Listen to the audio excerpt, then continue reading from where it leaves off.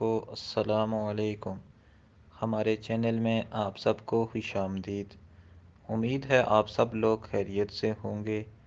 Last video میں ہم نے آپ کو بتایا تھا کہ قدرت اللہ شہاب صاحب کو شہاب نامہ لکھنے کے لیے کس نے مشورہ دیا تھا۔ آج ہم دوسرے پارٹ کے ساتھ آپ کی خدمت میں حاضر ہیں، لیکن آگے بڑھنے سے پہلے اگر آپ نے ہمارے چینل کو اب تک سبسکرائب نہیں کیا تو اب سبسکرائب کر لیں اور بیل بٹن ضرور دبا دیں۔ شکریہ۔ ایک بار سربراہ مملکت نے مجھے 8 مربع زمین کا انعام دینے کی پیشکش کی۔ میں نے اسے قبول نہ کیا تو انہوں نے کسی قدر ناراضگی سے اس کی وجہ پوچھی، تو میں نے انہیں یقین دلایا کہ انسان کا انجام کار 2.5 گز زمین کی ضرورت ہوتی ہے، اور وہ ہر کس اور ناقص کو کہیں نہ کہیں مل ہی جاتی ہے۔ ملازمت کے دوران میں نے اپنا کام ایمانداری اور بے خوفی سے کیا۔ اس کی پاداش میں 4 بار استعفیٰ دینے کی نوبت آئی۔ چوتھی بار بعد ازاں خرابی بس یار منظور تو ہو گیا، لیکن میری پنشن غالباً کسی سزا کے طور پر 3 برس تک رکی رہی۔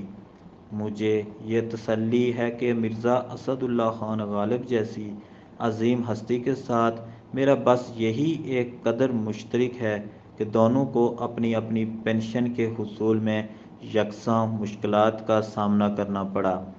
وہ 3 برس خاصی تنگ دستی کا زمانہ تھا، لیکن خدا کا شکر ہے کہ کسی انسان کے سامنے دست سوال دراز کرنے کی نوبت نہیں آئی۔ میں خود کسی کا دشمن نہیں ہوں اور نہ ہی کسی اور کو اپنا دشمن سمجھتا ہوں۔ پہلی بات تو یقینی ہے، دوسری تخمینی۔ دوسروں کے دل کا احوال تو فقط اللہ ہی جانتا ہے۔ انسانوں کے درمیان باہمی تعلقات میں وقتاً وقتاً رنجشیں، نفرتیں اور تنازع پیدا ہونا ایک فطری عمل ہے۔ میں ان کمزوریوں سے ہرگز مبرا نہیں، لیکن میں نے رنجشوں اور تنازعوں کو ہمیشہ عارضی اور دوستی اور محبتوں کو ہمیشہ دائی سمجھا۔ میں اس بات پر یقین رکھتا ہوں کہ کسی کے پیٹھ پیچھے وہی بات کہی جائے جو اس کے منہ پر دہرائی جا سکے۔ اس اصول کو پوری طرح نبھا تو نہیں سکا، لیکن کسی حد تک میں نے اس پر عمل کرنے کی توفیق نصیب ہوتی رہی۔ میں نے اپنے خلاف تنقید یا الزام تراشی کا برداشت کرنا سیکھا ہے، اور اس کے جواب میں تصحیح یا تردید کرنے سے گریز کیا ہے۔ البتہ بجا یا بے جا تعریف سن کر دل خوش ہو جاتا ہے، اور رفتہ رفتہ اس کمزوری پر قابو پانے کی کوشش جاری رکھی۔ اللہ کا شکر ہے کہ اب بندہ کے لیے مدح و ذم دونوں یکساں ہیں۔ میں کبھی مایوس یا بور نہیں ہوا۔ تنہائی کے احساس نے مجھے نہیں ستایا۔ میں اکیلے میں زیادہ تر خوش رہتا ہوں۔ خوش قسمتی سے مجھے ایسے دوستوں کی رفاقت نصیب ہوئی جن کا اپنا اپنا رنگ اور اپنی اپنی شخصیت ہے۔ مثلاً ابن انشا، ممتاز مفتی، بانو قدسیہ، اشفاق احمد، واصف علی واصف، جمیل الدین عالی، ریاض الانوار، اظہار رائی، مسعود قدر پوش، ابن الحسن برنی، اعجاز وغیرہ شامل ہیں۔ باہمی محبت، خلوص، احترام اور اعتماد کے علاوہ ہمارے درمیان کوئی خاص قدر مشترک یا مقصدیت نہیں۔ اس کے باوجود ہر زمانے میں ہمارے تعلقات میں کوئی کمی پیدا نہیں ہوئی۔ خاص طور پر ممتاز مفتی انتہائی ضدی، بے باک اور شدت اور حدت پسند تخلیق کار ہیں۔ کسی وجہ سے میری کوئی حرکت انہیں پسند آ گئی اور انہوں نے بیٹھے بٹھائے ایسی عقیدت کا روگ پا لیا کہ میرے چہرے پر کافور سے مہکتی ہوئی حنائی داڑھی چسپاں کر کر میرے سر پر دستار فضیلت باندھی اور سبز پوشوں کا پر اسرار جامہ پہنا کر اپنی سادہ بار تحریروں کے دوش پر مجھے ایسی مسند پر لا بٹھایا جس کا میں اہل نہ تھا۔ اس عمل سے ان کو تو کوئی فائدہ نہ پہنچا، البتہ میرے لیے وہ ایک طرح کے مرشد کا کام دے گے۔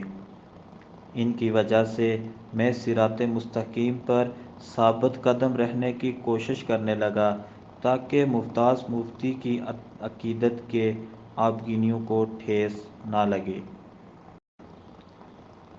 باہمی محبت، خلوص، احترام اور اعتماد کے علاوہ ہمارے درمیان کوئی خاص قدر مشترک یا مقصدیت نہیں۔ اس کے باوجود ہر زمانے میں ہمارے تعلقات میں کوئی کمی پیدا نہیں ہوئی۔ خاص طور پر ممتاز مفتی انتہائی ضدی، بے باک اور حدت پسند تخلیق کار ہیں۔